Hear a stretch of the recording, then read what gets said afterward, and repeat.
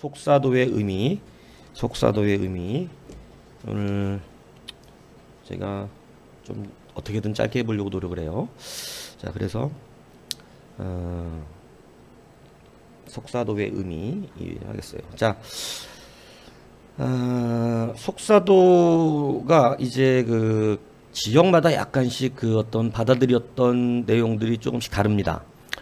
주로 영향력을 주었던 그러한 내용들이 조금씩 다른데, 그래서 그 소아시아는 바로 그 이그나티우스, 폴리캅, 파피아스 이런 부분들의 영향을 받고, 거기에서 이제 어떤 성향들, 기독교적 어떤 체험의 성향들이 사람마다 조금씩 다르게 이렇게 일어나는 그 지역마다, 또 그 지역의 어떤 특징, 문화 이런 것마다 사실은 많이 좀 다르게 나타납니다. 그래서 성경이 어떤 적실성, 하나님의 말씀의 적실성이 사실은 여러분 이 대한민국 내에서도 다 똑같은 건 아니에요. 뭐냐면 삶의 환경에 따라 말씀의 적실성이 또 다르기도 합니다. 그러니까 뭐 강남이나 아니면 저 시골하고 같은 말씀의 적실성이 되지 않아요. 그러니까 조금씩의 말씀의 어떤 이 적실성이 다를 수밖에 없고, 그리고 같은 말씀이라도 사람마다 이해도가 다릅니다. 그래서 물론 영적인 은혜 안에서는 모든 것이 하나를 이루지만 사실은 우리가 너무 다양하다는 거죠. 그래서 사실은 많은 다양성 가운데서 하나님은 사역을 이루시고 감당하시는 거고, 제자들도 참 다양하게 부르신 것이죠. 예, 그래서 우리가 어느 것을 특정하여 뭐 완전히 한쪽으로 치우쳐서 이것이 옳다, 저것이 옳다 이렇게 말하면 이제 그것은 이제 속된 말로 무식하다 이런 소리 듣는 것입니다. 그러니까 뭐 하나만 가지고 그냥 뭐 아는 거 하나 가지고 그냥 주구장창 그것만 주장해 되면 너무 짧잖아요. 그죠? 그리고 수박 겉핥기라 그래서 껍데기만 갖고 얘기해도 너무 깊이가 없어요. 그죠? 그래서 이제 우리가 다양성을 인정하는 것이 오히려 중요하다. 이것이 근데 이 다양성이라는 것은 진리 바깥을 말하는 것은 아님을 분명하게 아셔야 합니다. 진리가 있고 비본질과 본질이 있잖아요. 이제 이 정도는 아시잖아요. 그죠? 본질이 뭐고 비본질이 뭔지. 이 본질 비본질 구분 못하면 비본질 갖고 목숨 걸고 죽자고 덤벼드는 사람들 되게 많습니다. 그죠? 예, 쓸데없이 십자가 색깔 갖고 따도 되는 거예요. 예, 그죠? 뭐 고춧가루 못 쓰냐 갖고 죽자고 덤비는 거고 이렇게 되는 겁니다. 차량 운행 안 해갖고 교회 안 간다 이따위 소리 하는 것이죠. 예, 그러니까 그러한 것은 완전 비본질적인 거예요. 그죠? 그것은 어떤 성향에 따라서 우리가 조금씩 다를 수 있음을 인정해야 됩니다. 그런데 이 다양성을 인정하지 않으면 자기 성향이 정답인 줄 알아요. 자기 성향이 정답인 줄 알아서 그거를 주구장창 요구하는 경우가 얼마나 많은지 모릅니다. 그렇지 않습니다. 목사님들도 여러 타입이 있고, 어떤 사람은 조곤조곤 조용히 이렇게 말하는 그런 성향이 있고, 어떤 사람은 조곤조곤 이렇게 말하는 것이 오히려 좋은 사람이 있고, 어떤 사람은 생동감 있게 막 그냥 시원시원하게 말하는 타입을 좋아하는 사람이 있고, 어떤 사람은 또 막 그냥 이 늘어지게 막 말하는 것도 좋아하는 사람도 있어요. 어떤 사람은 늘어지게 말하면 빨리 말해! 막 답답 죽겠어 이렇게 하는 사람도 있고. 예, 그러니까 이게 사람마다, 지역마다, 다 성향마다 다 다를 수 있습니다. 그건 비본질이다 이 얘기입니다. 예, 그러나 본질은 그리스도의 진리죠. 진리 안에서는 다 같은 것을 이야기하지만 성향의 문제는 조금씩 차이가 있을 수 있습니다. 동성애는 성향의 문제입니까? 진리의 문제입니까? 그건 진리의 문제예요. 그렇기 때문에 그거를 성향으로 인정할 수 없습니다. 이것을 우리가 좀 알고 가야 한다라고 하는 것이죠. 그래서 이 소아시아 지역은 주로 구세주와의 연합적인 특성을 굉장히 좀 강조했었던, 그러니까 하나님과의 연합을 강조하던, 그래서 이 그리스도와의 신비적 연합이라고 흔히 이제 표현하죠. 그리스도와의 신비적인 연합이 어떻게 이루어집니까? 우리가 하나님과 도대체 어떻게 연합되죠? 예수 그리스도와? 대번에 아는 건 하나죠. 일단 뭐로 연합해요? 성찬이죠. 예. 모르시는 것처럼 그러고 계시면 안 된다 이 얘기를 하는 거죠. 예. 성찬에 대해서 한두 번 얘기를 한 것이 아닙니다. 예. 그러니까 신비적 그리스도의 신비적 연합은 주 그리스도의 피와 살을 우리가 먹음으로써 신비적 연합이 이루어지는 것이죠. 그래서 성찬에 대한 부분이 왜 민감하게 반응되는가? 이게 그리스도의 연합과 어떻게 되기 때문이에요? 굉장히 밀접하게 관계가 되기 때문이다. 그래서 공제설이니 뭐 영적 임재설이니 그죠? 뭐 상징설이니 화채설이니 이런 부분들을 얘기를 했었던 것이죠. 예. 그래서 공제설은 어디 파가 말하는 거예요? 루터파 이런 데가 말하는 거고, 화채설은 어디가 말하는 거라 그랬어요? 천주교가 말하는 거고, 영적 임재설은 어디가 말합니까? 예, 우리 칼빈주의적 개혁주의 교회가 말하는 것이고, 그죠? 뭐 이런 얘기들을 여러분들에게 말씀을 드렸었잖아요. 그죠? 예, 이걸 또 할 필요는 없는 거죠. 예. 자, 그래서 그리스도의 연합을 뭐에서 찾아요? 성찬이죠. 예수의 피의 살. 그래서 이것이 굉장히 민감한 거기 때문에 사실은 공제설, 화채설 막 싸워댔던 거예요. 왜냐하면 그리스도의 연합이 어떻게 실질적으로 이루어지는가 이것에 대한 민감한 반응이 있기 때문에 그죠? 예. 그래서 우리가 신비적인 연합을 중요시 여기기 때문에 이 소아시아 교회 지역은 여기는 어떻게 신학적인 교회의 분위기가 발전됐냐면 바로 성찬의 의식과 그죠? 신비적 연합을 강조하니까 교회의 통일을 당연히 강조하겠죠. 그렇죠? 그러니까 이게 교회의 특성이에요, 이 지역에. 그럼 왜 이렇게 그러면 이루어지는가? 예? 이게 다 사회적인 상황이 어떻게 되냐면 반영이 될 수밖에 없어요. 예, 이해 가시죠?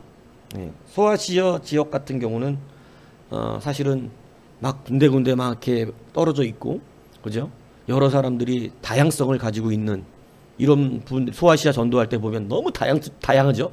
근데 그런 다양성 속에 있는 지역을 교회적인 신앙으로 통일해 나가는 것 굉장히 중요한 이슈일 수밖에 없는 것인 거죠.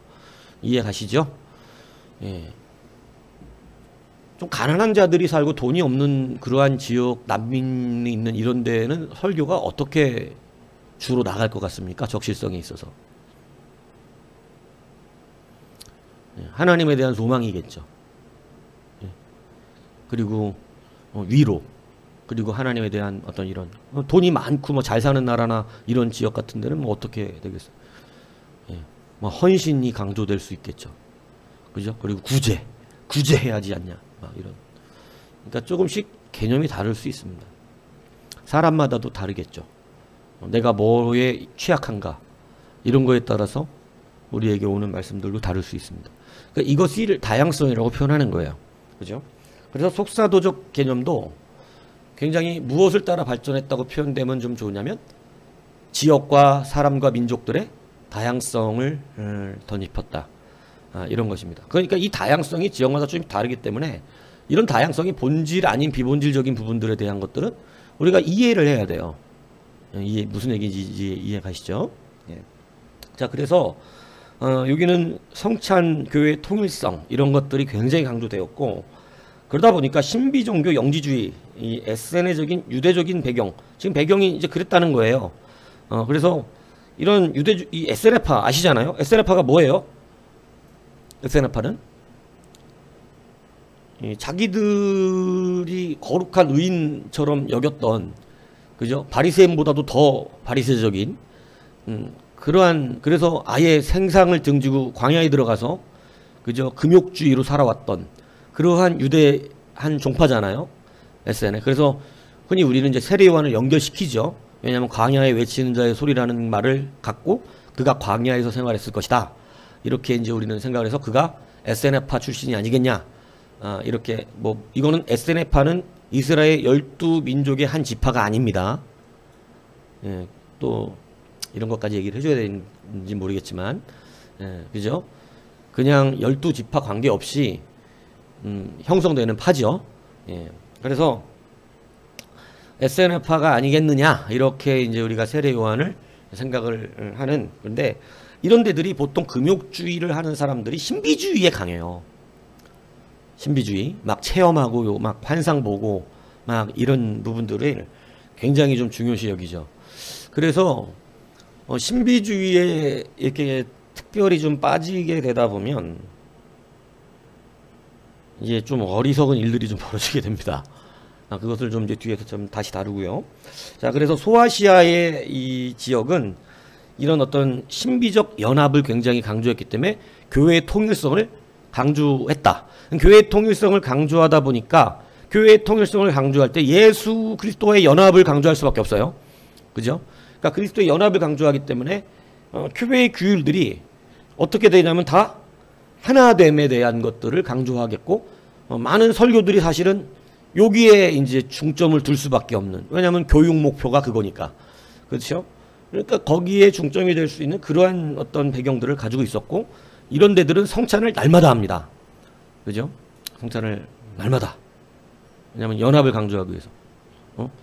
우리 네가 남이가 이거 한단 말이에요. 그죠? 우리가 예수의 피로 하나 아이가 막 이런 거. 그죠? 그래서 늘 이런 것을 강조하는 그러한 분위기가 되는 것이죠. 자, 그리고 로마 지역. 로마 지역은 조금 분위기가 다릅니다. 로마는 굉장히 크잖아요. 제국 아니에요. 제국은 뭘로 다스리죠? 법과 질서가 있어야 합니다. 그죠? 강력한 법이 실행되지 않으면 이런 제국, 로마 지역 제국은 법적인 테두리를 강력하게 시행 안 하면 나라가 이 운행될 수가 없어요. 그죠? 그렇기 때문에 굉장히 여기는 막 개인주의적인 신비적 연합 이런 거 좋아하지 않을 수밖에 없습니다. 예. 그러니까 여기는 오히려 교회가 어떻게 발전되냐면 막 신비스럽고 막 이런 거보다도 실질적인 순종을 강조할 수밖에 없는 거죠. 무슨 얘기인지 이해 가시죠? 왜냐하면 로마 지역 자체가 그럴 수밖에 없어요. 그죠? 그래서 그런 것이 반영이 돼서 사실은 로마 지역의 스토아파라든가 어떤 그들이 살아가는 삶의 배경들, 로마적인 배경들이 사실은 교회에 묻어올 수밖에 없다는 사실이죠. 그래서 우리가 토착 종교의 이 토착적 기독교라고 이렇게 말도 하고 기독교의 본질, 요즘 이제 좀 대두되는 한 가지의 문제가 뭐냐면 한국 기독교가 정직한가? 굉장히 좀 이제 중요하게 생각을 해야 되는 게 뭐냐면 우리가 지금 당연히 생각하고 있는 기독교적인 의식들이 사실은 한국인이기 때문에 그렇게 생각하는 게 많아요. 유대교적 뿌리와 불교적 뿌리. 우리는 이것을 갖고 있거든요. 유대교적 뿌리에서 성경을 받아들이기 때문에 사실은 거기에는 진짜 정통적인 예수 그리스도의 말씀의 의로서가 아니라 유대교적인 것으로서 받아들이는 것입니다. 이게 이제 조금 점검돼야 되는 한국 기독교의 문제점이에요. 그러니까 한국은 항상 그런 게 어른들 중요시 여기고, 그죠? 그리고 막 이런 토대가 있잖아요. 그러니까 그런 토대가 교회의 질서를 붙잡을 때 한국 교회는 어른이 중요한 이런 개념의 기독교로 발전이 되죠. 예. 근데 성경이 어른이 중요하다고 얘기하나요? 여러분, 그건 좀 다른 문제란 말이에요. 어른의 문제가 아니라 영적 질서의 문제입니다. 무슨 얘기인지 이해 가세요? 그래서 목사가 나이가 젊으면 무시하고 나이가 많으면 뭐 좀 인정하고, 교회는 그렇게 될 수가 없어요. 그래서 교회적인 분위기는 사도 바울이 그러잖아요. 디모데가 되게 어렸는데 나이가 젊은 사람이 담임을 했단 말이에요. 너의 나이 젊음을 업신 여기지 못하도록 엄히하게 엄준하게 가르칠 것을 명령하죠. 그러니까 이런 것이 뭐냐면 교회의 질서는 장유유서가 아니에요. 엄밀하게 따져서. 그런데 우리는 교회의 일을 감당할 때 한국 기독교에 토착되어 있는 것은 지금도 유대적인 개념을 기반으로 해서 나이 많은 사람들의 의견이 순종되는 이런 개념을 많이 사실 갖고 있는 것이죠. 근데 여러분, 그 개념이 아니라 사실은 정직하게 따지면 영적 질서를 따라 직분의 개념으로 감당해야 되는 것이죠. 그러니까 이런 부분들의 좀 차이가 있어요. 그래서 사실은 토착적 기독교, 많이 그렇게 발전되어져 갈 수밖에 없는 이런 부분에서 우리는 지금 다시 정직한 기독교를 검토해야 된다. 여러분, 이 말을 다시 말하면 여러분들의 개인적인 배경에 따라 신앙도 변질된다는 얘기예요. 그래서 때로는 기독교의 원리지만 내가 못 받아들이는 것도 있습니다. 왜냐하면 나는 그렇게 잘하지 않았거든. 나는. 그러니까 예전에 우리나라가 여러분은 모를지 모르겠는데 기독교 초기에 제가 어릴 때는 기독교는 쌍놈들의 종교라고 표현했던 이유가 왜 그러냐면 자기 엄마 아빠한테도 형제자매라 그런다고. 이게 한국 토착적인 개념이에요. 분명히 위아래가 명확한 한국 배경 사회에서 우리는 다 형제 자매라는 거예요. 이게 한국에서 받아들이기가 어려웠었던 부분이에요. 하다못해 아버지에게 상처가 많은 사람은 하나님 아버지가 잘 안 나옵니다. 저도 한동안 하나님 아버지 안 했어요. 네. 왜냐면 하나님 아버지 하면 꼭 우리 아빠가 생각나서 못 하겠는 거야. 네. 그래갖고 하나님 아버지라고 한 적이 없어요. 별로 어릴 때는. 왜냐면 막 그냥 무서운 아버지밖에 생각이 안 나가지고 하나님 아버지라고 교회에서 하질 않았어요. 저도. 예. 그냥 하나님, 예수님 이렇게 했지. 아버지 소리가 안 나와. 아버지 하면 자꾸 두렵고 무섭고 도망가고 싶고 막 이런 생각이 굉장히 강했었단 말이에요. 어릴 때. 예. 그러니까 아버지라는 것이 굉장히 불편하죠. 저한테는. 예. 그러니까 어릴 때부터 그게 청년 때까지도 그랬던 것 같아요. 굉장히 쉽지 않았었어요. 사실은 전도사 되고 바꿨던 것 같아요.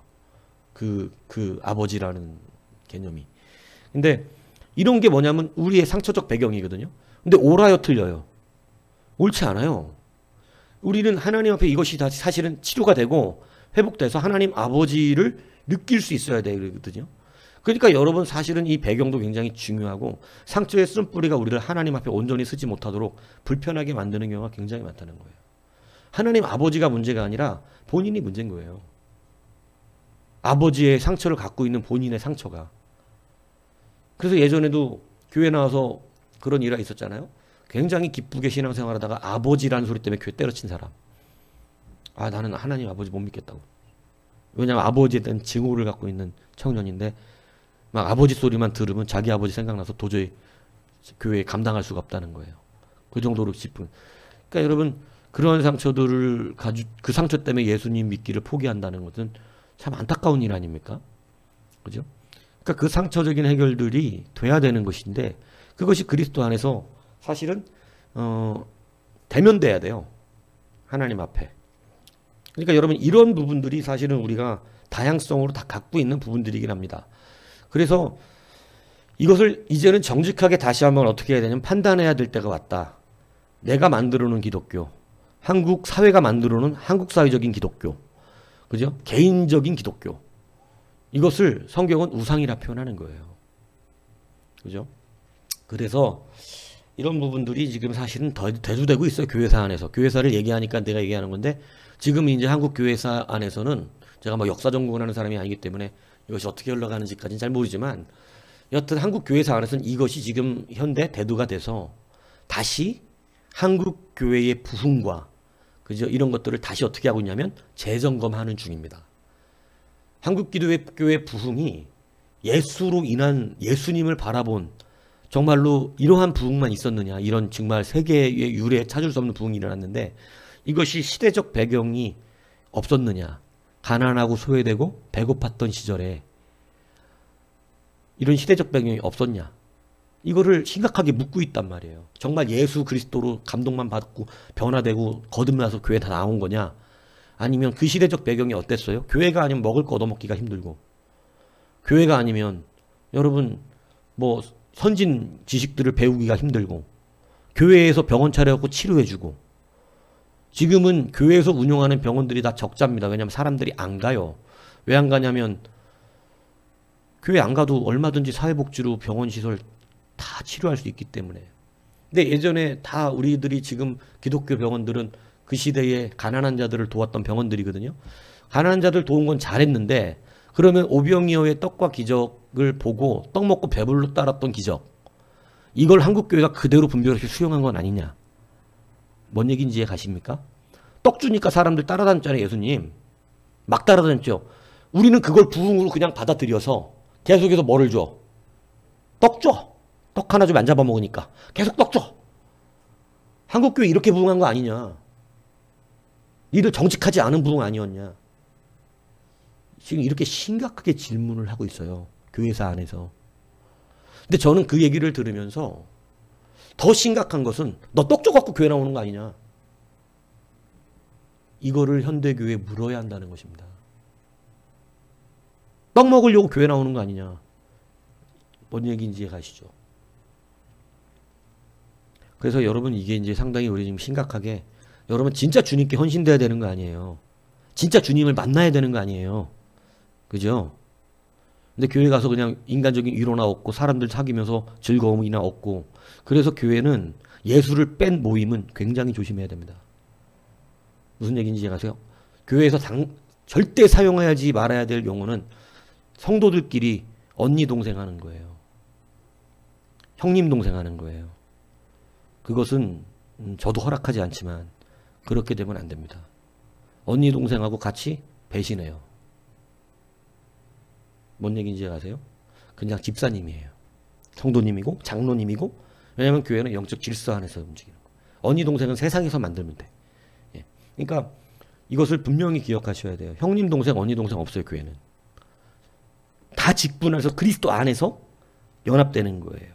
굉장히 중요한 사실입니다. 무슨 얘기인지 아세요? 예. 교회는 나이로 따지는 거 아니에요. 예. 교회는 영적 질서를 가지고 따지는 것입니다. 그래서 아들뻘 되는 나중에 전도사가 와도 주의 종은 주의 종인 거예요. 이것을 아셔야 한다는 얘기를 하는 거예요.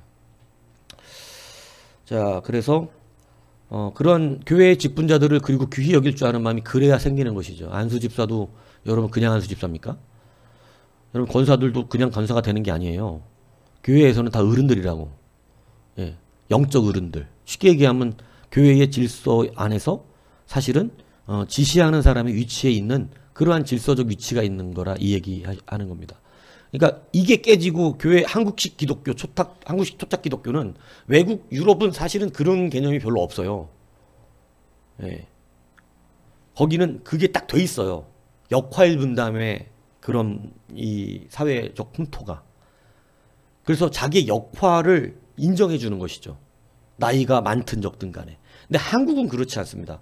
한국은 나이 많은 사람이 좀 옳지 않아도 그냥 인정해 주는 이런 개념이. 근데 여러분 분명히 알아야 되지만 성경에서 말하는 어른 존경하고 교회적인 이 섭리는 달라요. 이것을 잘 구분하실 줄 알아야 되는 거예요. 그러니까 지금 우리에게 이런 부분들이 무너지고 있다. 한국 기독교 부흥이 정말 뭐 때문이었느냐. 우리는 자꾸 포장을 하는데 막 이례 없는 부흥을 포장을 하는데 한국 교회는 자꾸 막 세계적인 부흥을 이루었고 엄청난 것처럼 이야기하는데 이것에 대한 것을 정말로 진지하게 이제는 우리가 반성하고 검토해 볼 때가 되었다. 이것을 지금 우리가 묻는 것이죠. 왜? 유럽 교회의 전철을 따라가고 있기 때문에. 유럽 교회가 왜 부흥했습니까? 정치와 연합했기 때문인 것이죠. 우리가 지금 교회사를 배우지만 99%, 97%가 왜 기독교인데 있어요? 왜 기독교인데인 거예요? 다 예수 믿고 거듭났나요? 우리 역사가 그렇게 평가 안 해요. 왜 기독교인 됐어요? 그게 기득권이기 때문에. 나도 기득권이 되려고. 그죠? 그러니까 이런 부분들을 우리가 이제 점검하면서 여러분들 우리의 개인 신앙에도 적용을 좀 시킬 필요가 있다는 것입니다. 여러분들의 과거 배경과 환경들이 사실은 내 중심적 이기주의적인 기독교, 이타주의적인 기독교가 아닌 이기적인 기독교를 만들어요. 그래서 우리는 기독교는 사실 이타적인 거 아시죠? 기독교의 원리가. 예. 그래서 기독교의 원리는 이타적이기 때문에 공동체적입니다. 그런데 이기적이면 개인적이죠. 그래서 개인적인 신앙생활은 교회 안에서 인정되지 않는 거예요. 교회는 성경은 계속해서 하나님의 나라 공동체를 말하거든요. 그러니까 개인의 나라를 말한 적이 없습니다. 하나님의 나라를 자꾸 말하고 하나님의 나라의 백성으로 구분을 하고 있는 거예요. 그러니까 하나님의 나라의 백성은 하나로 되어 있는 거예요. 에클레시아. 근데 자기 혼자 에클레시아에서 빠져나와서 나도 하나님의 나라? 이게 안 된다는 거예요. 짐승의 표가 어디서 바뀌는 거예요? 그렇게 바뀌는 거예요. 공동체에서 나가는 거예요. 그게 사단의 내어줌. 그래서 사도 바울의 표현이 그거죠. 내가 너를 누구에게 내어준다? 사단에게 내어준다. 그래서 교회의 출교가 되는 것이죠. 그리고 사도 바울의 얘기는 교회에서 출교를 시키는 개념뿐만이 아니라 스스로 나가는 자의 이야기를 포함하고 있는 거예요. 그는 교회 공동체 안에 자기가 속할 수 없었던 것입니다. 그래서 여러분 우리가 분명한 게 있잖아요. 가족이 물론 뭐 이제 정상적인 가족을 말하는 거지만 가족 안에 뭐 여러 가지 살다 보면 여러 문제가 있고 갈등이 있을 수 있지만 그 가족이 끊어지나요? 안 끊어지나요? 여러분 그 가족은 끊어질 수 없어요. 가족이니까 문제가 없는 게 아니라 이해 가시죠? 교회 공동체 안에 문제가 있나요? 없나요? 많은 문제 있습니다. 근데 우리가 그리스도 안에서 하나님 나라의 한 가족이죠. 한 백성이고 그죠? 한 형제 자매가 됐죠. 예수님과. 그렇기 때문에 여기서 교회 안에 문제가 있다고 끊어지고 떨어지고 막 이런 개념은 아니에요. 세상으로 예수님 믿는 걸 버려버리는 이런 건 아니다 이 얘기입니다. 이해 가시죠? 그래서 로마가 그러한 실전적 순종을 오히려 영지주의적인 개념이 아니라 스토아파 이런 게 뭐냐면 사실은 좀 이성주의자들이잖아요. 그러니까 그런 개념들로 좀 실천적인 순종을 많이 강조하고 그러면서 거기 이제 뭐 이 5번에 보면 헤르마스는 이미 참회 제도의 복잡성을 앞서서 고민하고 있었다 이렇게 되는 게 뭔 얘기냐면 실천적 이것을 강조하니까 여러분 그래서 항상 치우치면 안 되는데 소아시아 로마가 서로 치우쳤어요. 소아시아는 뭘로? 신비적인 연합으로 영지주의적이고 신비주의적인 이런 부분으로 치우쳐서 자꾸 이렇게 치우치면 성경이 우선되지 않습니다. 뭔 얘기인지 이해하세요? 예, 근데 누가 그랬는데 하나님이 그랬다 이래요. 너 누가 그렇게 하라 그랬는데 하나님이 하라 그랬는데요 이래요. 하나님이 내게 말씀하시기를 이런 식으로 한다고. 그러니까 여러분 말도 조심해야 되는 거예요. 하나님이 저한테 이렇게 하는 말 있잖아요. 진짜예요? 하나님이 그러신 거예요? 내 느낌 아니고? 그러니까 이게 우리가 균형을 잘 잡아야 돼요. 여러분 하나님이 내게는 여기 있잖아요. 여기. 하나님이 내게는. 근데 이게 이제 알렉산드리아의 문제인데 알렉산드리아 지역의 문제였는데 여러분 성령이 내게 감동 주셔서 깨닫게 하시고 이렇게 하는 거 없는 거 아니에요? 있죠? 근데 우리가 말을 할 때 그래서 조심해. 하나님이 내게 말씀하셨습니다라는 직통계시를 말하는 겁니다. 직통계시. 하나님이 나한테 와서 천사를 통하여 어떻게 하는 거죠? 또박또박 말해주는 거예요. 너는 이렇게 하고 저렇게 하고 이렇게 해라. 이렇게. 근데 내 속에 느껴지는 것은 하나님이 지금 말씀하신 게 아니에요. 영적인 감동을 말하는 거지. 그렇게 감동을 받은 거야. 내가 느낀 거야 지금. 하나님의 뜻이 이렇다는 식으로. 근데 그걸 하나님이 말씀하신 것으로 이야기하면 굉장히 좀 문제가 될 가능성이 높습니다. 그리고 이단에 빠질 가능성이 높고 그런 사람들이 이단을 잘 가더라고. 제가 예전에 가르쳐본 사람들을 보니까 그렇게 막 체험적인 걸 얘기했던 사람들이 이단 가더라고. 영이 안 맞았다 이 얘기를 하는 거죠. 예. 그래서 이거 항상 조심해야 되는데 이 로마는 오히려 너무 말씀 실천의 숭조를 강조하다 보니까 그리스도의 구원을 6번 보세요. 그리스도의 구원을 그리스도와 연합을 통한 선물이라기보다도 그러니까 여러분 신학이 얼마나 발전해 왔는지 여러분들이 이런 걸 읽으면 아셔야 되는 거예요. 예전에는 그리스도에 대한 개념도 구원에 대한 개념이 지금 여러분들 굉장히 알기 쉽고 굉장히 많이 편하게 듣잖아요. 근데 이때도 성경 해석이 그렇게 막 만만한 게 아니었어요. 어떻게 구원받는 거야? 이거 몰라. 잘. 뭔 얘기인지 아세요? 지금 여러분들 성경 읽으면 여러분들이 다 이해해가지고 지금 알고 있다고 생각하십니까? 아니에요. 여러분들 목사들에게 배웠기 때문에 지금 이거 이해하고 있는 거예요. 이거 아무도 이 배운 적 없는 사람이 성경 딱 보고 읽으면 하나도 뭔 말인지 모릅니다. 이거 무슨 얘기인지 이해가세요? 한 번도 목사에게 이 성경을 풀어서 교육받지 못한 사람들이 그냥 성경을 처음 받아가지고 읽으면 어떻게 구원받는 건지, 예수의 의가 뭔지, 뭔 얘기인지 이해가세요? 뭐 성찬이 뭔 의미라는 오병이요 뭐 하나도 알 수 없어요. 지금 여러분이 그동안 배웠던 지식들을 체계적으로 배웠잖아요. 그런 거에 대한 개념, 하나님과의 관계가 끊어졌다는 게 뭔지, 뭐 여자의 우선 뭐야? 아무것도 몰라요. 예? 왜 예수님은 예수님이 어떻게 우리 구원자가 되지? 갑자기 뜬금없이? 무슨 얘기인지 이해 가세요? 이해 하나도 못해요. 이때도 마찬가지예요. 그래서 신학은 지금까지 어떻게 온 걸지요, 사실은? 수없이도 발전해 온 거예요. 성경 본문을 가지고. 이해 가세요? 그래서 지금 이렇게 알아듣기 좋은 성경의 진리와 원리들, 이런 것들을 여러분이 배우게 된 거라고. 이게 그냥 된 게 없어. 우리도 앞에 사람들에게로부터 배워왔고 그 배운 것에 대한 쓰이름과 그러한 것들을 인해서 또 이단의 출현과 이것을 통해서 하나님이 우리 속에서 성경 말씀을 머리로만 이해되게 하신 게 아니라 싸움과 전투와 지켜냄과 수호함을 스스로 해내면서 어둠의 권세와 계속해서 싸워가면서 하나님의 말씀의 진리를 머리로 알게 한 게 아니라 체득하게 하신 거예요. 이게 교회사의 신비예요. 아, 이게 뭔 소린지 알아듣나 모르겠네.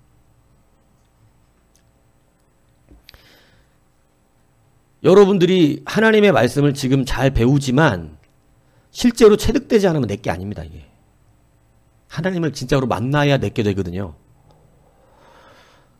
교회사 안에서 하나님의 말씀이 그냥 머리로 전달된 게 아니라 하나님의 말씀을 계속해서 수호하고자 하는 정직함을 따라서 이단들하고의 싸움이 있고 실질적으로 많은 사람이 죽기도 하고 이렇게 하나님의 말씀을 지켜내기 위해서 지하에서 견뎌내면서 예? 그리고 목숨을 걸어가면서 하나님의 말씀이 점차 내게도 실제적인 완성과 이해와 머리와 이 우리의 삶이 하나가 되어져서 아는 것과 믿는 것에 일치가 이루어져 발전해 왔다는 것을 말하고 있는 거예요. 그래서 여러분도 개인사에서 어렵고 힘든 일들이 계속 반복되는 이유는 하나님의 말씀을 이렇게 들었다고 그대로 깨닫고 알고 그대로 살아낼 수가 없기 때문에 그렇습니다. 하나님의 말씀을 들었습니까? 배웠습니까? 그러면 여러분들의 어려운 상황이나 때로는 근심스러운 상황이나 이런 걸 통해서 그 말씀을 내 말씀으로 체득되게 하시는 거예요. 역시 교회사는 큰 틀에서 광의의 범위에서 교회사 안에서 그래 왔다고 지금까지. 그리고 미시적 관점에서는 내 한 사람에 대한 삶 속에서도 하나님이 그렇게 이끌어 우리를 가고 계시는 것인 것이지. 이해가시죠? 자, 그래서 이쪽 로마 교회는 어떻게 치우쳤냐면 하나님과 연합돼서 되는 선물이 아니라 구원이 그의 계명을 지키는 자에게 주어지는 보상, 공로주의적인 로마 교회는 이해가세요? 그러니까 공로주의적인 이건 이제 칼비니즘과 알미니즘의 가장 대두적인 차이가 뭡니까? 그동안 이제 교회 다닌 짬밥도 있는데 칼비니즘과 알미니즘의 가장 대두적인 차이가 뭐 여러분들의 교회는 무슨 주의예요? 예? 우리는 뭐죠? 무슨 신학 토대를 갖고 있죠? 우리는 칼비니즘의 토대를 갖고 있다고 이제 장로교는 그러는데, 그러니까 뭐 저는 개인적으로는 그렇잖아요. 저는 뭐 칼비니즘의 신학을 먼저 막 하고 이랬던 개념이 아니고, 나중에 칼비니즘적인 신학이 저하고 가장 맞았던 거고, 또 일치하는 게 많았고, 사실은 그 부분 제가 개인적으로 채웠던 성경 중심적인 어떤 관점이 칼비니즘하고 많이 맞았었던, 저는 좀 개념이 좀 달라요. 신학을 배워서 신학 형성이 된 게 아니라 형성된 신학이 칼비니즘하고 맞았던 개념이었어요. 이해 가세요? 물론 이것도 좀 정확하게 다 맞는 말은 아니에요. 왜냐하면 어려서부터 저도 환경과 배경이 있기 때문에. 자, 그런데 이제 여하튼 그런 개념이긴 한데 우리는 칼비니즘인 개념이잖아요. 신학적 토대가. 알미니아는 어떤 토대를 갖고 있는 거예요? 칼빈이즘은 무슨 토대를 가장 중요시 여기는 거예요? 여러분이 우리 장로교가 말하는 구원의 개념이 뭐냐 이 얘기예요. 오직 뭘로 구원받아? 오직 은혜로 구원받는 거죠. 이제 여러분 개혁주의적 관점의 모토가 있잖아요. 그죠? 오직 말씀으로, 오직 은혜로. 그러니까 이제 배운 분들은 이제 수준 있게, 그죠? 예수, 뭐 이제 예수님 맞지요, 당연히. 예수님 기본 토대야. 예. 근데 이 알미니안도 예수님으로 구원받는 거예요. 그러니까 지금 우리가 예수님으로 구원받아 이러면 이게 칼빈이즘인지 알미니즘인지 구분이 되는 말은 아니다 이거지. 왜냐면 알미니안도 예수님으로 구원받아. 뭔 얘기인지 이해 가세요? 칼빈이즘도 예수님으로 구원받고. 근데 칼빈이즘과 알미니즘이 뭔 차이가 있냐는 것은 신학적 질문을 하고 있는 거라고. 신앙적 질문을 하는 게 아니라. 신앙은 예수님으로 구원받는 건데 신학적 질문을 묻고 있는 거예요. 칼빈이즘과 알미니즘의 차이가 뭐예요? 칼빈이즘은 은혜로 구원받는 거야. 내 공로가 없어. 알미니아는 뭐예요? 이게 좀 혼합된 주의가 있는 거죠. 그죠? 그래서 알미니아는 우리가 하나님 앞에 공로가 올라가는 거예요. 그래서 우리의 공로를 통하여 구원받는 거예요. 예. 이해 가세요? 그래서 엄밀히 말하면 알미니아는 구원을 빼앗길 수도 있습니다. 자, 이런 성경적 근거는 있다 없다? 있다는 게 문제인 거예요.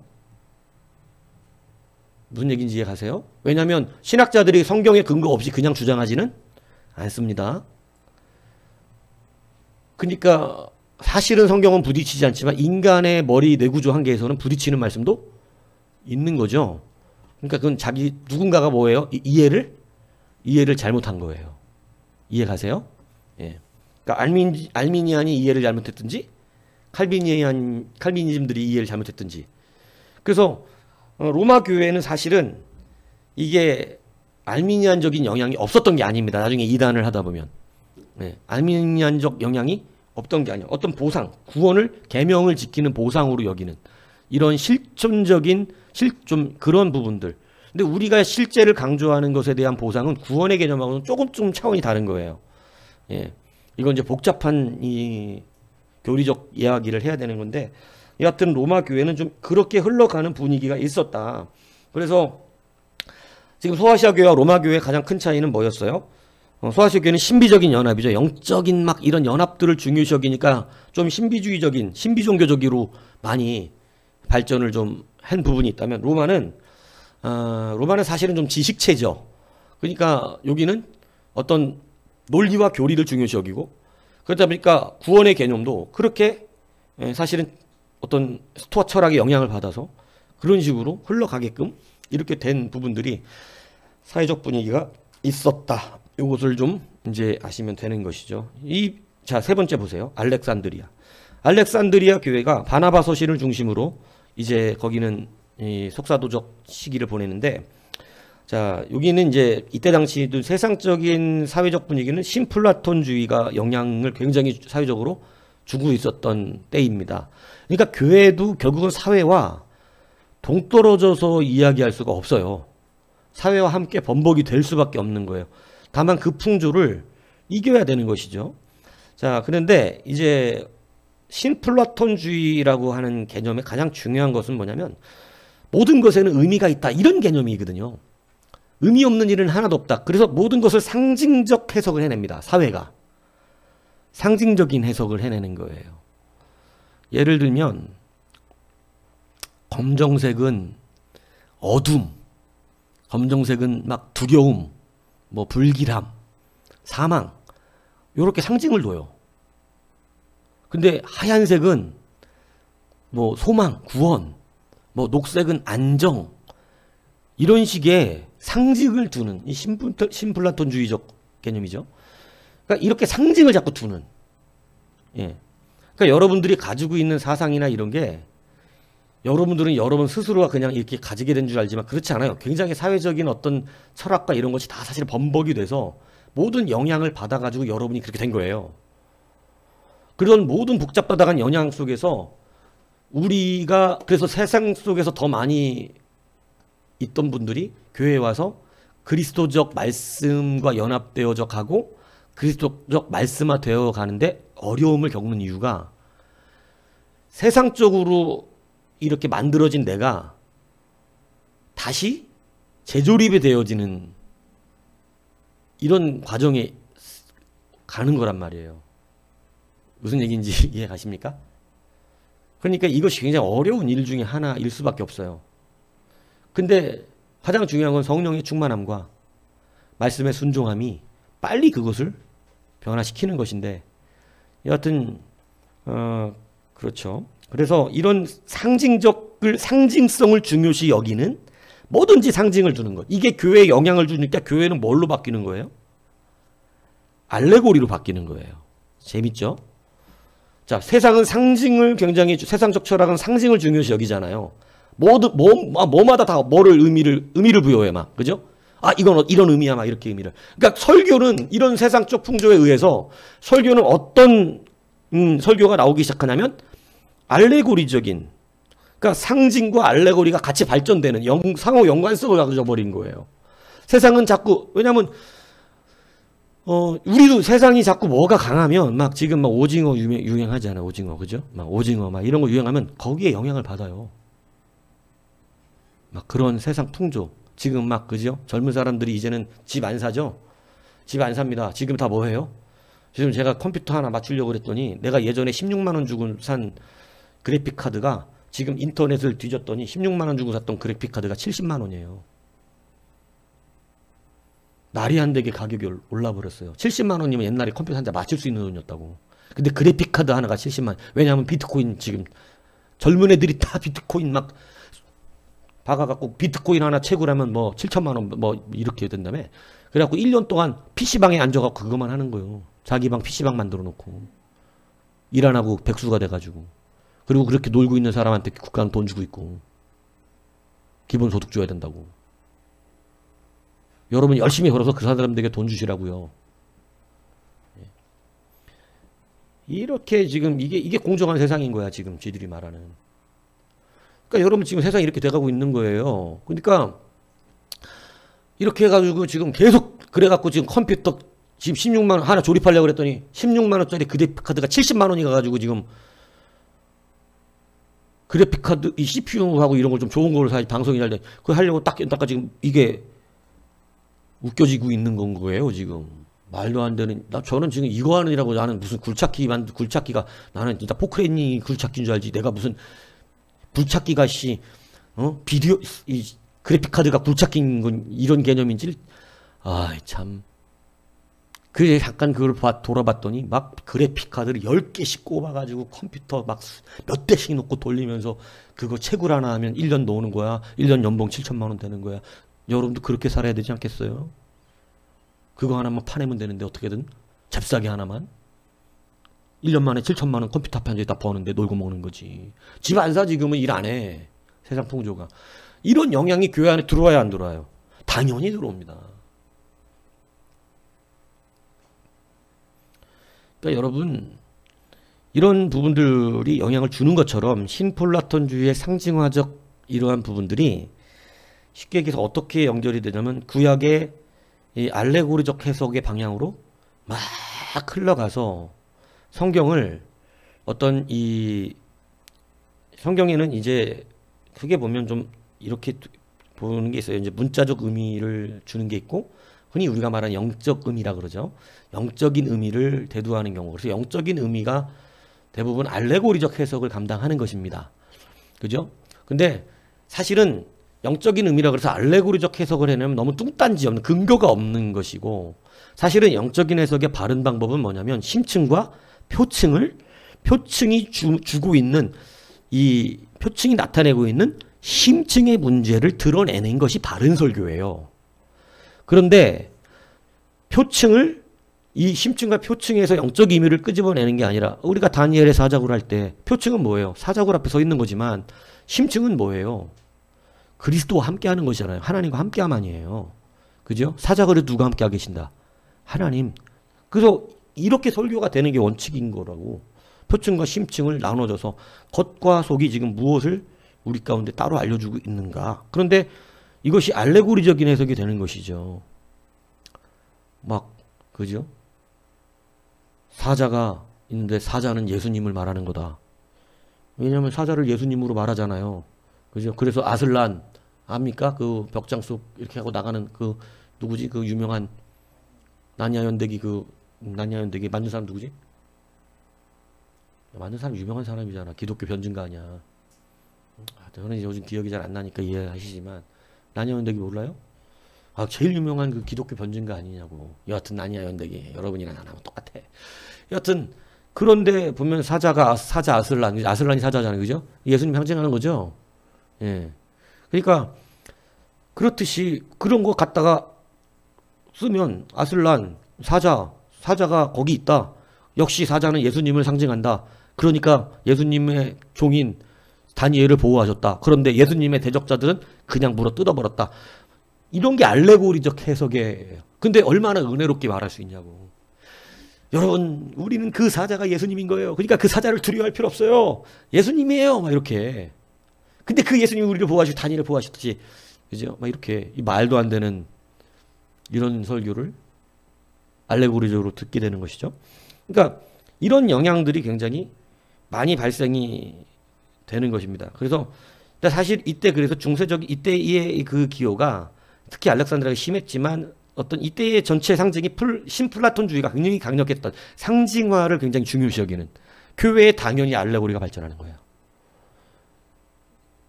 너무 수준 높은 강의를 하고 있습니까 혹시? 자, 그래서 이제 필로라고 하는 어떤 이런 그러니까 묵시적 성격을 따지는데 이게 지금 이제 이때 당시도 좀 보면 교회 설교사가 이렇게 발전돼 온 데의 하나의 과정이죠. 그러니까 중세의 여러분이 태어났다면 지금 같은 설교는 못 듣습니다. 못 듣고 어떤 설교를 듣냐면 다 100% 알레고리 설교만 들어요. 그리고 신비주의적인 설교. 그때 태어났다면 막 맨날 막 손이 그 중세 설교 저 많이 이렇게 봤는데 중세의 설교는 그래요. 막 근거는 뭐 자기네들이 다 봤다니까. 근데 막 사자굴에 잡혀 들어가는데 다리 하나가 찢겨 나갔는데 밤새 그가 하나님을 부르짖으며 기도했더니 그 다음날 보니까 다리가 하나 생겼더라. 막 이런 설교가 굉장히 많이 나와요. 막 아멘 하고 싶잖아요. 다리 하나가 나왔어. 막 아멘 하고 싶잖아. 막 그럴 수도 있다는 믿음이 있고 그죠 우리는. 막 하나님이 다리 하나 냈을까? 막 내줬을 거야. 막 이렇게. 늘 이런 설교입니다. 알레고리 막 전혀 말도 안 되는 알레고리 설교들이 막 그죠? 타락상을 쫓아서 그게 뭐냐? 바로 세속적인 타락의 증거예요. 예. 교회가 말씀을 지키지 않고 세속적으로 여합될 때 나오는 설교들의 전형이라는 것이죠. 그러니까 이런 영향들이 있었다. 교회가 이런 부분들을 놓고 부단한 전쟁들이 일어났던 거예요. 왜냐하면 그 안에도 하나님의 종들이 있으니까. 그래서 부단한 전쟁을 통하여 이제 이 뒤에 나오는 게 신조입니다. 이것들을 타파해내고 이단들과의 싸움과 막 수많은 잘못된 세상적 풍조의 이것들을 이겨내기 위해서 지켜내기 위한 기독교의 순수 신앙을 지켜내기 위한 싸움들이 일어나기 시작하고 견뎌내고 이러면서 나온 게 사도신경이에요.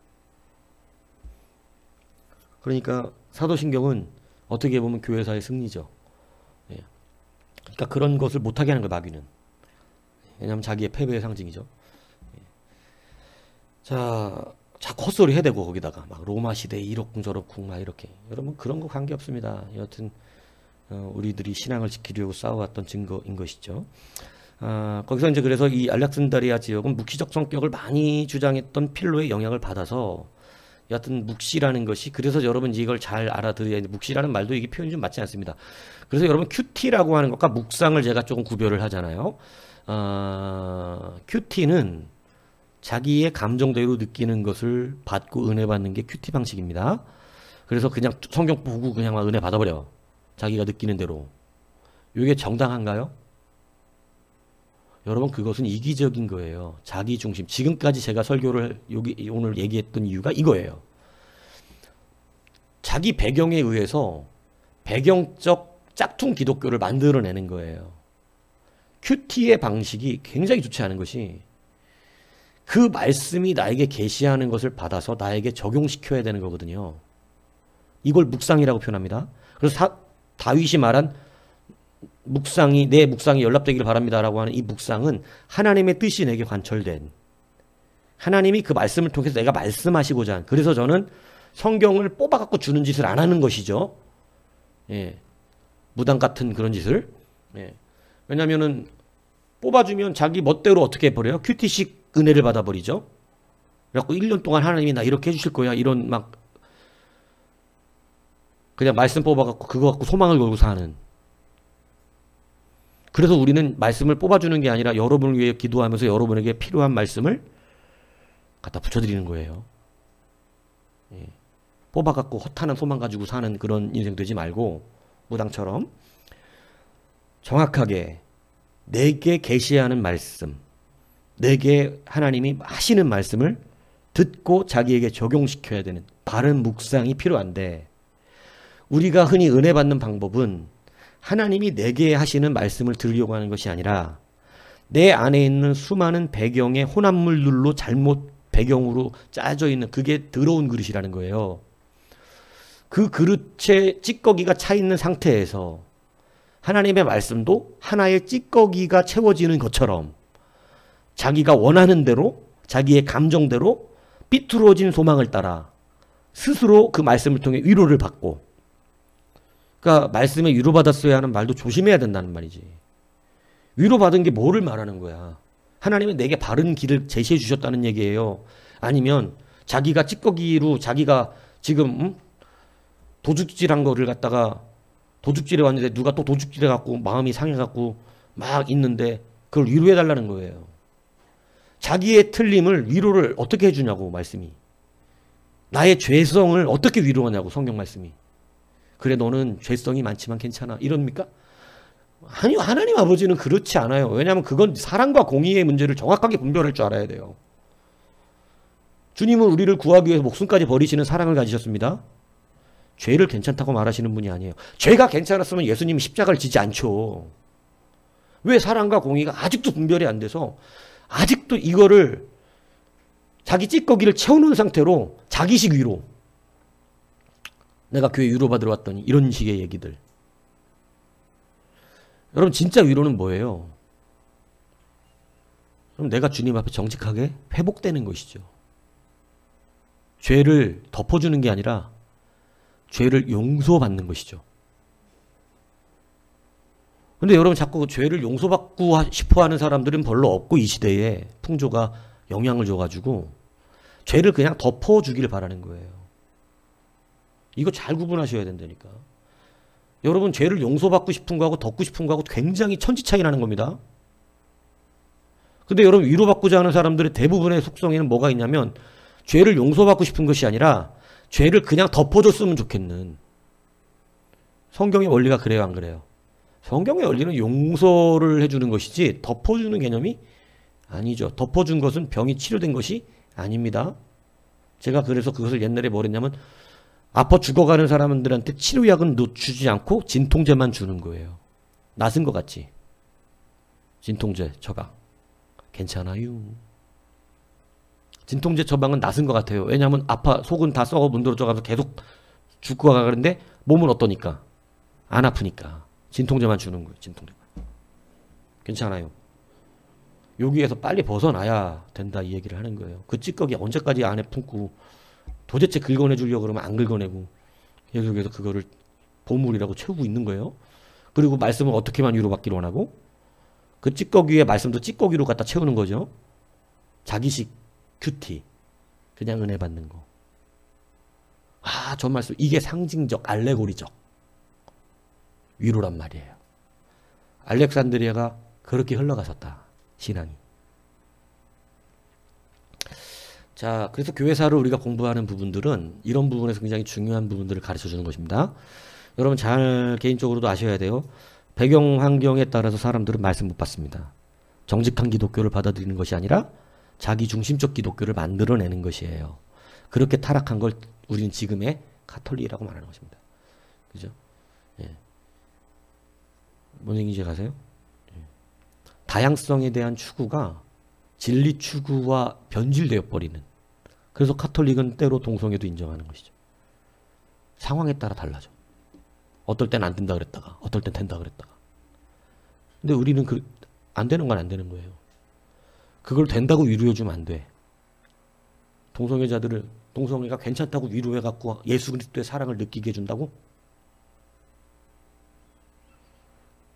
그게 여러분도 말이 안 되면 여러분도 고치셔야 돼요. 여러분의 그러한 죄성을 그냥 괜찮다고 얘기해주라고? 덮어주라고? 그렇지 않다니까요. 여러분 목사가 그래도 판단하는 건 좀 정확한 영적 분별력을 갖고 얘기해 주는 것이지. 여러분 개인을 제가 잘 압니다. 그래서 아직은 그 죄성과 속성들이 우리 안에서 자꾸 덮으려고만 하지. 그래서 제가 그러잖아요. 덮으면 안 되고 뽑아버려야 된다고. 그래서 여러분 이게 큐티 방식과 묵상은 완전 다른 거예요. 묵상은 하나님이 내게 말씀하시는 걸 받은 은혜. 하나님이 나를 정확하게 길로 인도하신다. 묵상이죠. 큐티는 뭐예요? 쑥 읽고 내가 원하는 대로 해석하는 거예요. 이게 상징화고 이게 그냥 알레고리적인 거고 다 이렇게 되는 거예요. 예, 그래서 결국은 자기중심적인 거짓 신앙을 만들어내고 그것에서 예수님을 캐릭터화 만들어 놓고 예수님의 사랑을 오해하는 이런 신앙은 잘하지는 않고 맨날 그렇게만 해줘야 신앙 좋은 척합니다. 그렇게만 해줘야지 신앙생활 잘해요. 그리고 교회가 은혜롭다 그러는 거예요. 근데 이제는 눈을 뜨셔야지. 예수님 말씀대로 변화돼 가는 거예요. 하나하나. 그래서 깨끗이 소지된 그릇은 하나님 쓰시기에 합당하다. 내가 지금까지 살아왔던 그릇, 신을 벗어라. 지금까지 네가 걸어왔던 발걸음 청산하라는 거죠. 그러니까 우리가 하나님 안에서 그릇을 깨끗하게 하라는 것은 그동안 내가 가졌던 모든 배경적인 모든 쓴뿌리와 상처들 이걸 가지고 쓴뿌리도 자기 욕심으로 생긴 거거든요. 근데 그러한 것들을 다 이제 깨끗하게 채워놓으면 오직 누구 것이 채워지게 하는 거예요. 그리스도의 진짜가 채워지는 거거든요. 그래서 쓰기에 합당한 그릇이 되는 거예요. 아직도 못 쓰임 받는다. 그럼 분명한 거예요, 답은. 아직도 찌꺼기가 내 안에 소지되지 않아서 아직도 그 설거지 작업하고 있는 거예요. 아직도. 예. 그렇기 때문에 이것을 이제 여러분들이 잘 기억하셔야 된다는 거예요. 교회사가 그렇게 참 지역마다 이런 어려움들 속에서 이런 부분들과 싸워오면서 성장해 왔어요. 그래서 이런 싸움이 있었다를 가르치는 거고 그 뒤에 이 싸움 때문에 뭐가 나온 거예요? 사도신경이 나왔다는 것을 강의를 하는 것이죠. 자, 그래서 이러한 시대적인 배경이 있었어요. 속사도의 의미가 이렇다는 것을 알고 공통점과 차이점이 있어요.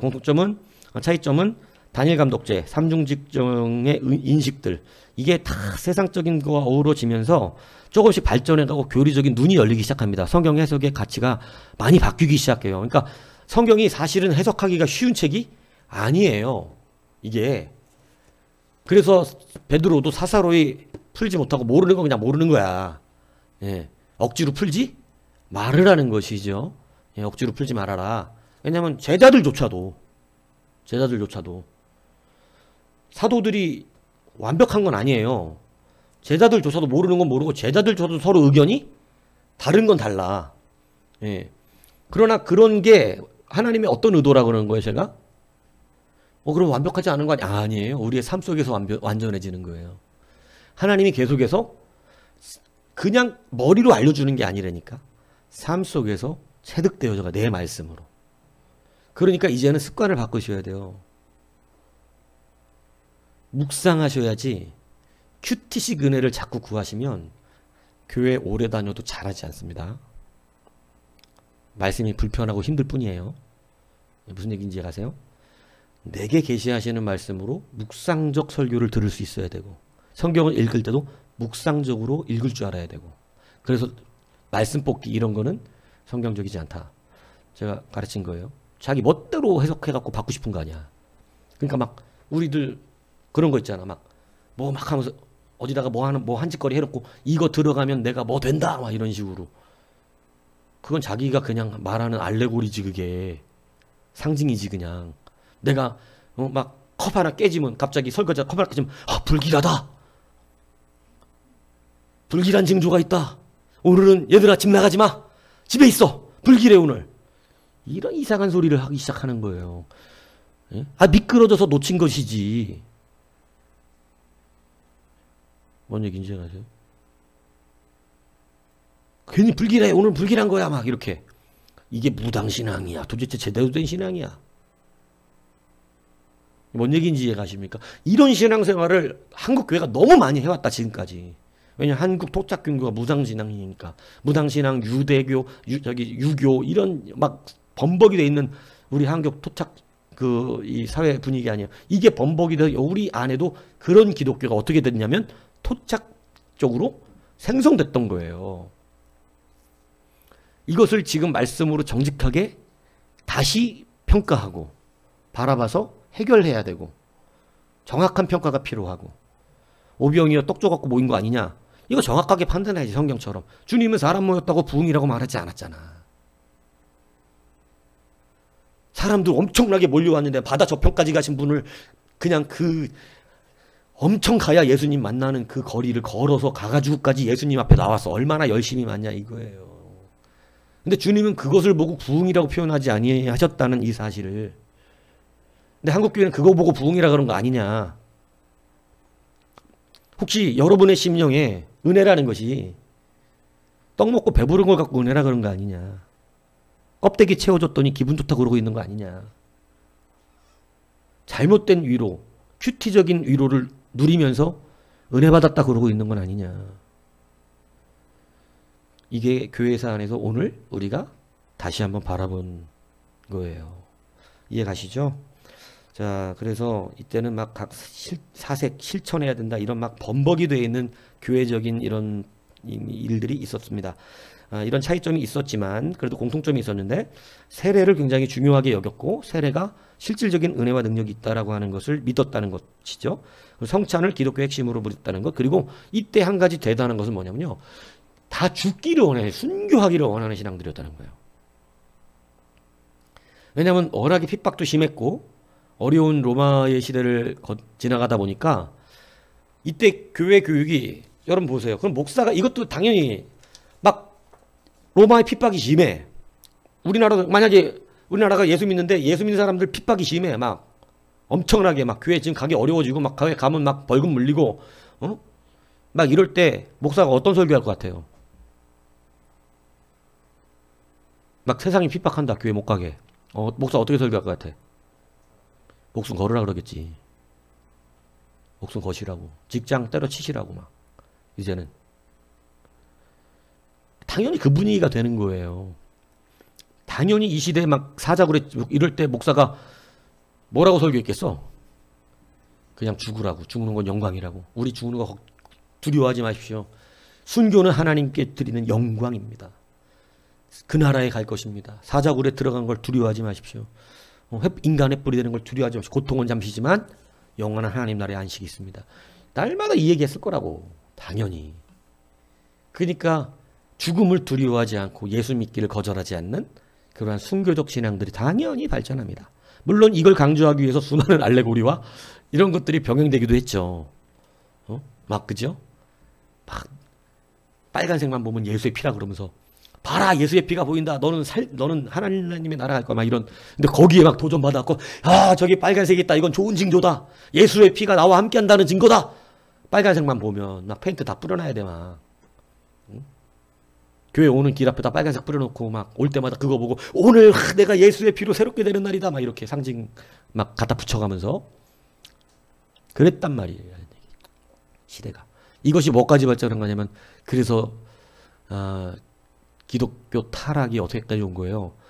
예수님 십자가 나무 쪼가리 갖고 있으면 복 받는다. 다 상징을 의미하는 거죠. 예수님 십자가. 현대적인 뭐예요? 성경책 차에다 두고 다니면 사고 안 난다. 막 이런 개념들. 그래서 그러시면 안 된다. 그거하고 관계없죠. 예. 그게 다 이런 풍조에서 온 거예요. 그래갖고 막 베드로 회골 만지면 뭐 어떻게 복 받는다. 막 이런 식의. 예. 앞에 앉으면 복 받는다. 이게 앞에 앉으면 복 받는 건가요? 아니에요. 사모하는 마음이 복을 누리는 게 하는 것이죠. 이해 가시죠? 사모하니까 또 앞에 앉는 거고. 그래서 그 사모하는 마음의 증거로서 앞에 앉는 거는 맞는 얘기지만 앞에 앉으면 복 받으니까 앞에 앉아야겠다. 이거는 전혀 지금 무슨 엉뚱한 생각하고 있는 것이지. 알레고리지, 그건 완전 상징화지. 뭔 얘기인지 이해가세요? 예. 그게 아니다 이 얘기를 하는 것이에요. 분명히 사모하는 사람은 티가 나요. 진짜 주님을 사모하는 사람은. 그죠? 그래서 이것을 정확하게 교회에서 배우는 것입니다. 다시 한번 이것을 깨달으시고 여러분 이제 토착적인 우리들의 신앙들을 잘 점검하시고 우리 안에 있는 더러운 찌꺼기들이 아직 우리 그들 안에 있는 것들 이런 것들을 이제 교훈 삼아서 다 벗겨내시고 큐티식이 아니라 말씀 중심적인 막 뭐 보면 돈 들어올 징조다 이런 소리 하지 말고 막 이거 하면 예전에 보면 막 아들 낳으라고 갔다가 막 문지방에다가 뭐 고추 갖다가 막 매달아 놓고 막 뭐가 매주를 매달아 놓으면 뭐 이런다고 그런 짓 해놓고 막 그죠? 꽃감이면 여자니까 안 된다고 막 뭐 치우고 꽃감 채를 치워놓고 막 애 날 때 되면 이 신앙이 다 이런 데 들어왔었다. 신앙 교회 신앙 안에 이런 게 있었다. 이 얘기를 하는 이게 지금 우리의 실질적인 우리의 삶 속에서 내 배경을 따라 찌꺼기로 내 안에 있어서 하나님의 말씀을 거덜케 하는 참된 기독교를 받아들이기 어렵게 하는 떡 먹은 기독교인 돼 버리고 있다. 이런 것들을 깨달아야 한다. 이 말씀 드리는 겁니다. 그래서 다시 한번 잘 붙드셔서 온전하게 정직한 기독교로 거듭난 우리가 되기를 주님으로 부탁을 드립니다.